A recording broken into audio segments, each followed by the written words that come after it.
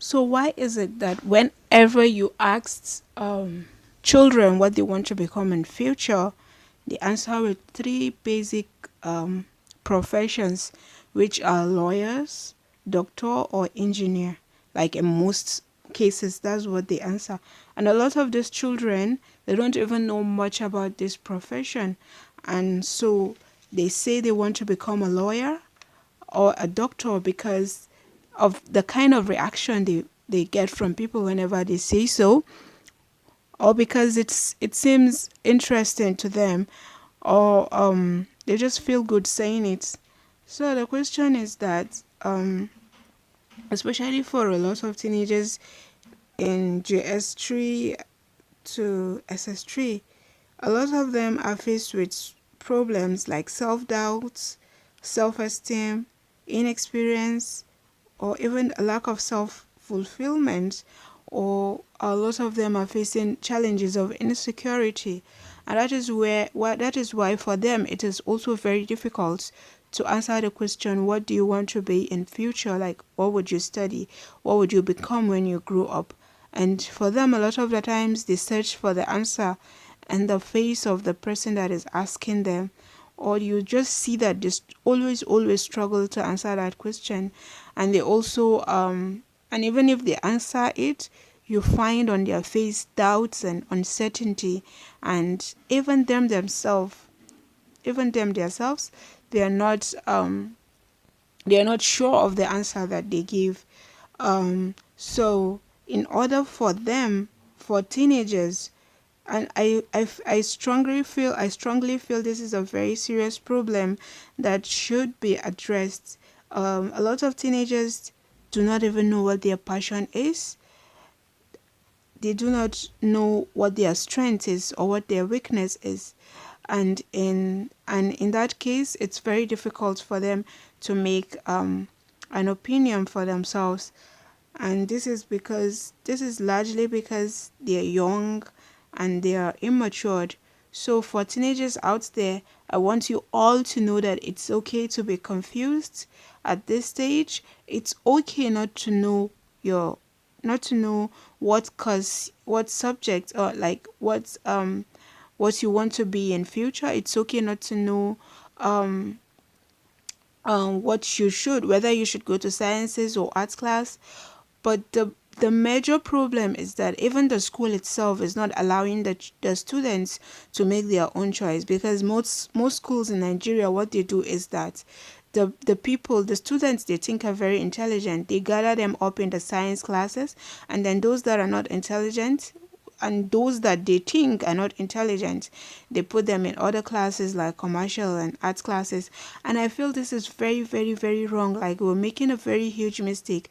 Is like is like um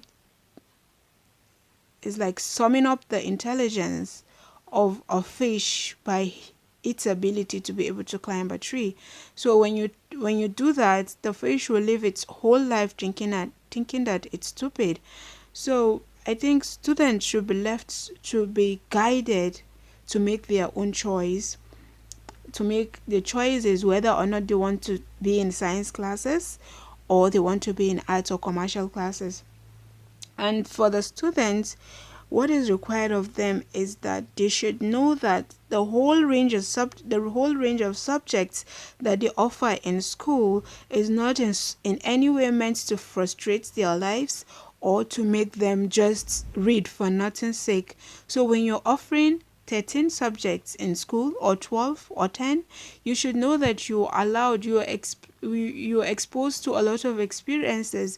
You're allowed to test chemistry, physics, biology, geography, commerce, accounting, and you're allowed to just test all of these subjects and have the experiences in each and every one of them, so that you would know where your strength lies, so that you know where your interest lies, your passion, you know what skill you're good at, or any other thing. But what the student do is that they cram their notes. A lot of the time they read the notes. A lot of students, what they do is they just cram the whole thing and then they vomit it out in the exam hall, and then they pass in flying colors, and the school and everyone thinks they're intelligent just because they pass the subject.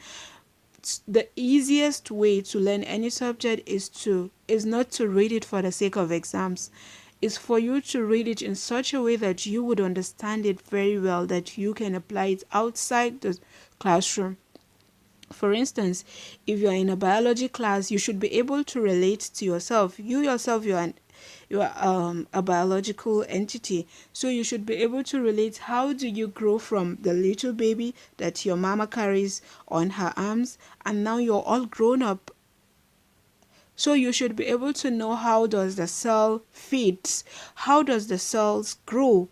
Like, how did you grow? Like, how do we move? How does our respiration takes place? How do we reproduce? All of these questions, like, you have to be very inquisitive. You have to be very ambitious about all of your subjects, and you're always wanting and willing and always looking forward to learning more things.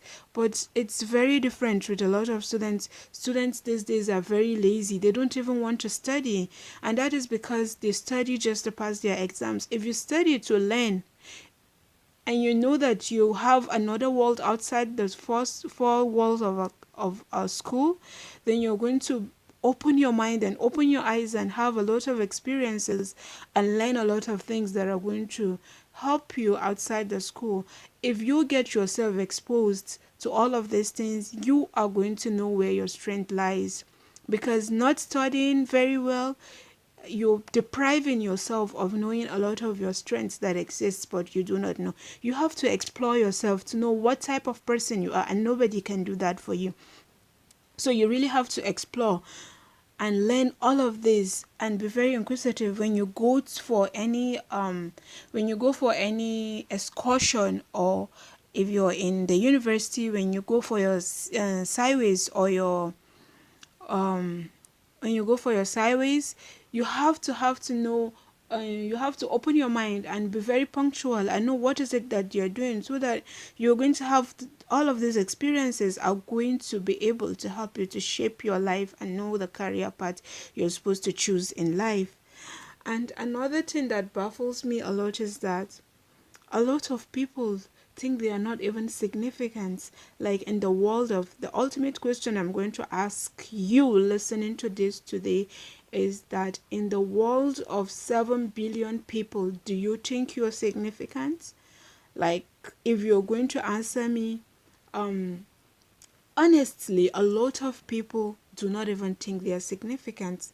That's just the bitter truth, and it's very unfortunate if at the age of 14 you already think that you're not significant. Like, we live in a world where it is just the norm to think that your dream is unreasonable, is unrealistic, is even unobtainable, just because of the beliefs you have in yourself, or just because someone says that, or you think someone does not believe in you.